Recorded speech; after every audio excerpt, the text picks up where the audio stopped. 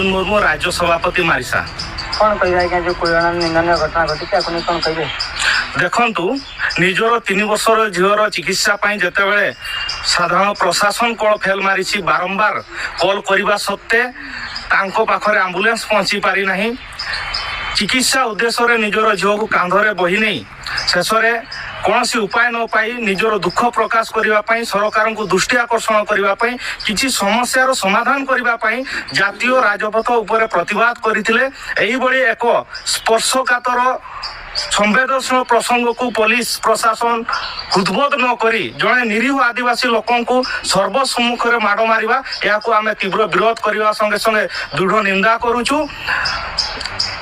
आदिवासी संप्रदाय को सर्वसाधारण माड़ मारिबा पुलिस कर्मचारी को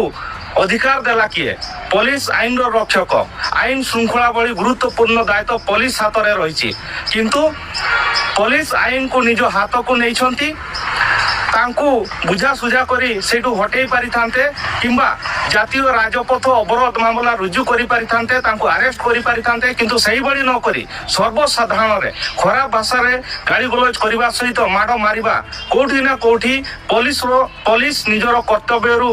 विच्युत होइचंती पुलिस रो एपरि कार्य को आमे तीव्र विरोध करबा संगे संगे दृढ़ निंदा करूछु। यथाशीघ्र उक्त पुलिस कर्मचारी को